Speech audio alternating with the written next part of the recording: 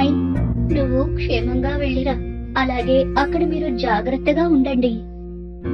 గీత పుట్టింటికి వెళ్ళాక శాంతమ్మ ఒక్కతే ఇంటిని చూసుకుంటుంది. ఎందుకంటే ఆమె భర్త మరియు కొడుకు ఉదయాన్నే పనిలోకి వెళ్తుండేవారు.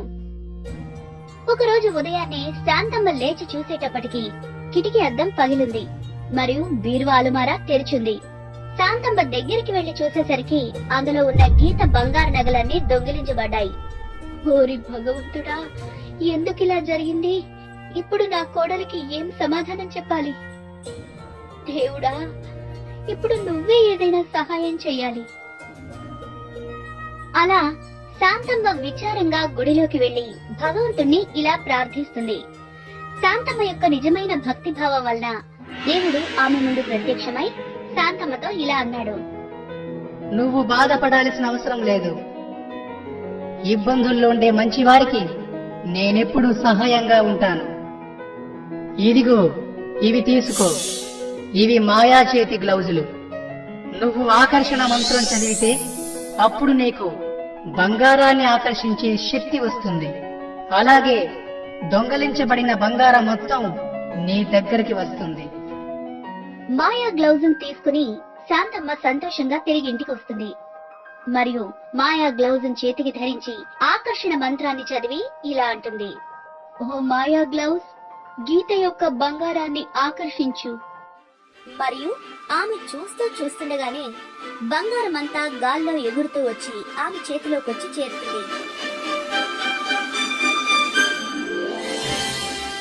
శాంతమ్మ సంతోషంతో, భగవంతుడా, నీ లీలలు అద్భుతం.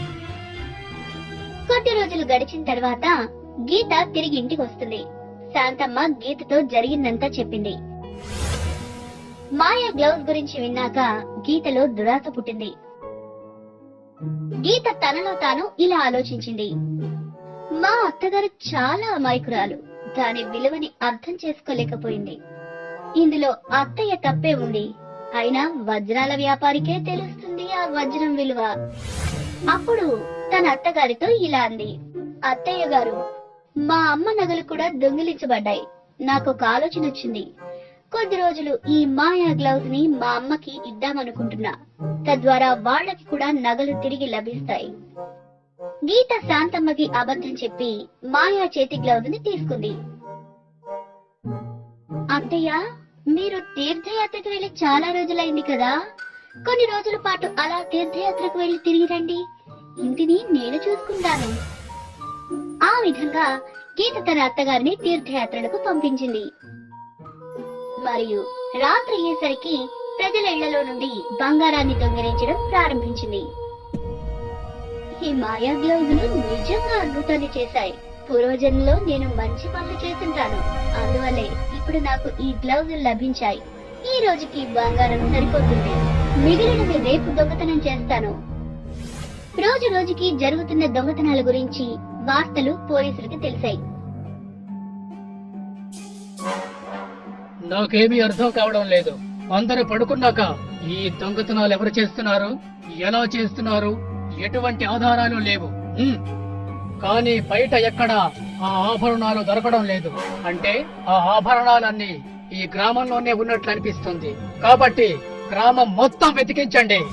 పోలీసులు నగల గురించి గ్రామం మొత్తం వెతుకుతున్నారు అన్న విషయం తెలిసి గీత చాలా కంగారు పడింది. వీళ్ళు వెతకడం మొదలు పెడితే మొత్తం బంగారం అంతా దొరికిపోతుంది. అలాగే మాయా గ్లౌజ్ కూడా. లేదు, నేను జైలుకు వెళ్లి ఊచలు లెక్క పెట్టను. ఈ రోజు రాత్రికి మొత్తం బంగారాన్ని తీసుకుని పారిపోతాను. గీత మొత్తం బంగారాన్ని తీసుకుని ఇంటి నుంచి పారిపోతుండగా వెళ్లే దారిలో ఒక గుడిని చూసింది. గుడిలో చాలా పెద్ద మొత్తంలో బంగారం ఉంటుంది కదా, దాన్ని కూడా దొంగిలిస్తాను అని ఆలోచించి గీత మంత్రం చదివింది. కానీ గుడిలో పెద్ద బంగారు విగ్రహం ఉంది. అందువల్ల బంగారం ఆకర్షించే బదులుగా గీత గాల్లో ఎగురుతూ వెళ్లి దేవుడి విగ్రహానికి అతుక్కుపోయింది.